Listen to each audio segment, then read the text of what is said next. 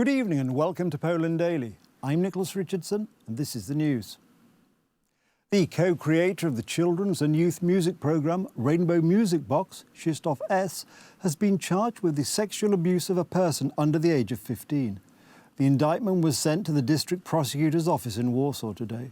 The notices of the victims of Krzysztof S. were received by the district prosecutor's office in Warsaw in 2018. The well-known musician was alleged to have committed pedophilia offenses in 1997 to 1999 and 2017. During the investigation, it was determined that only one act was not time-barred. The incident occurred in 2017 in Puławy during a jazz workshop for children and young people, which was conducted by Krzysztof S. himself. On July 14, 2023, the Warsaw District Prosecutor's Office filed an indictment against Krzysztof S. for an act under Article 200, Paragraph 1 of the Criminal Code, namely, sexual abuse of a minor under the age of 15. The suspect did not admit to committing the alleged act and refused to give explanations in the case. The indictment was sent to court on July 14th. Currently, pedophile crimes are subject to the statute of limitations after 20 years. According to the report Swamp by Mariusz Zielke, Krzysztof S. harmed at least 40 children over 50 years. Starting in October, penalties for pedophiles will be toughened. Thanks to the action of the Ministry of Justice, a package of regulations has been prepared, among other things, ensuring that the statute of limitations for the crime of pedophilia does not expire, and on October 4th, I believe, they will already be coming into force, and from then on, there will be no more statute of limitations for this crime. According to Mariusz Zielke, the case he is investigating is the biggest scandal in the history of Polish show business and the biggest pedophile scandal in Poland. In the documentary Swamp, there are shocking testimonies of the victims. The author has collected 400 hours of material and announced further parts of the documentary. It was only after I disclosed this case in 2019 that new people came forward with cases that are not time-barred, and this indictment could be brought to court. While it is important to remember that the case is very difficult, it will be very difficult to carry it out at all, but we cannot as a society let it go. Mariusz Zielke has established that the case was overlooked by the liberal left media. The editors of Gazeta Wyborcza knew about the Krzysztof S. case a year before Mariusz Zielke. The editors of internet portals, newspapers, television stations, and journalists, including the authors of documentaries on pedophilia in the church, the Sekielski brothers, refused to cooperate with him. I can't imagine that no one suddenly knew that all of this was going on. I don't know, behind closed doors on top of that. People had to know about it. They just had to. And it took so many years to get an indictment. In addition, Mariusz Zielke claims that attorney Artur Nowak, who introduced him to the case, at least since June of 2018, had ironclad evidence prejudging Krzysztof S.'s guilt, including a confession. Zielke spoke in the video about 200,000 zloty. If this is true, then we also have a crime committed by the lawyer, because he was approached first by the victims, and he accepted the money from the perpetrator. This is a completely unacceptable situation, not only contrary to ethics, but also contrary to the law. Krzysztof S. will face a district court in Puławy. He faces up to 12 years in prison. Russia has said it will not renew an agreement to allow the export of Ukrainian grain across the Black Sea, which had come to a de facto end today. The Kremlin said that Moscow will return to the agreement when its conditions are met. The grain agreement, which guarantees the safe export of grain and fertilizer from Ukraine via the Black Sea, was concluded last July by Ukraine, Russia, Turkey and the United Nations.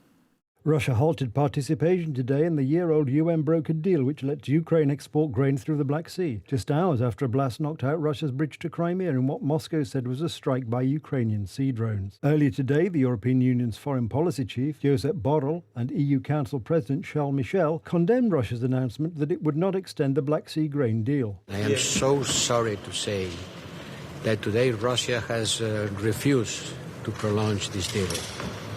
And this is something very serious that will create a lot of troubles to many people around the world. We, from our side, we will do everything we can through our solidarity lanes in order to make available the Ukrainian grain for the people who eat from it. And I have to blame Russia for this decision, completely unjustified, weaponizing the hunger of the people.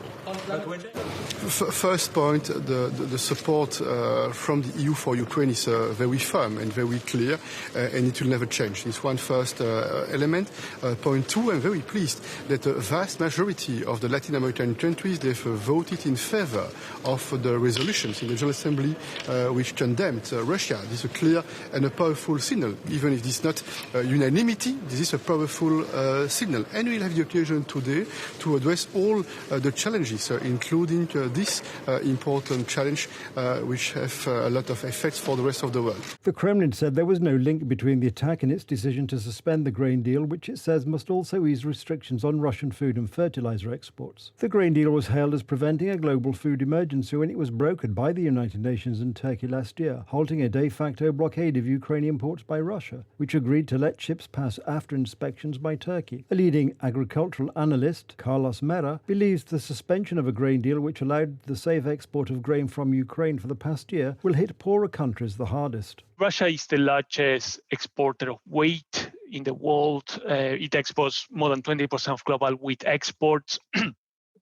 And this means that those countries that might find themselves unable to import from Ukraine, they will be more dependent on those Russian wheat exports. And normally the wheat from Ukraine goes to very poor countries like Northern African countries, Sub-Saharan African countries, Middle Eastern countries.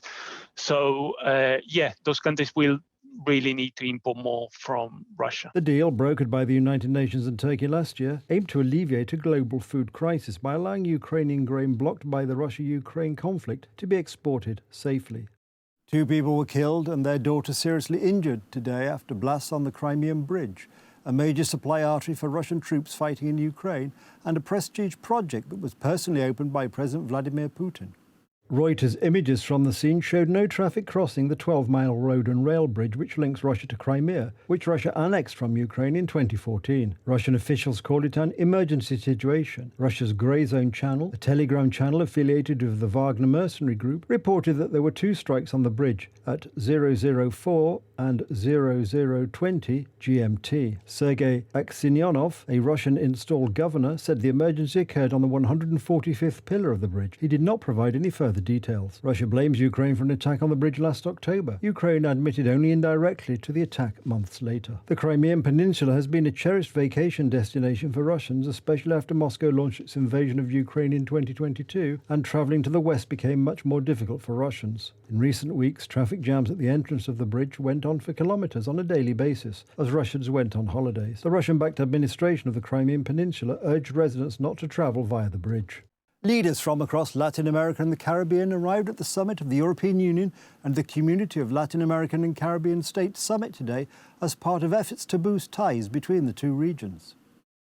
Brazil's Lula, Argentina's Fernandes and Chile's Boric were among the 50 leaders from the 3 regions gathered in Brussels. While trade is high on the agenda, the war in Ukraine and Europe's role in the slave trade is also expected to be discussed at the summit. The European Union has said it wants a joint declaration condemning Russia, but knows this will be difficult to achieve. While most CELAC countries backed a United Nations resolution in February demanding an immediate Russian troop withdrawal, Nicaragua voted against and Bolivia, Cuba and El Salvador abstained. Spanish Prime Minister Pedro Sánchez was confident that the 2-day summit would be a success. I'm convinced that we will reach an agreement. I'm convinced. I think the summit will be a success. It already is because of the political presence. It has also been due to the announcement made by the President of the Commission that there will be more than 40 billion euros, of which 9.4 billion euros will be allocated by Spain to these public investments within the framework of the Global Gateway. And they're going to be very important investments for Latin America and the Caribbean, because they're going to be focused on all this that we have talked about, on inequality, on education, on training and, without a doubt, also on the ecological transition to which Spain is committed. Over 50 leaders were expected at the Brussels summit, the first in 8 years, where the EU hoped to renew ties with the region. But discussions over the summit communique highlighted differences over how to address the war in Ukraine and Europe's role in the slave trade. That's the news. Thank you for watching. Stay with us for the weather, Poland Daily Business and more programmes. But from me, it's have a good night and a better tomorrow.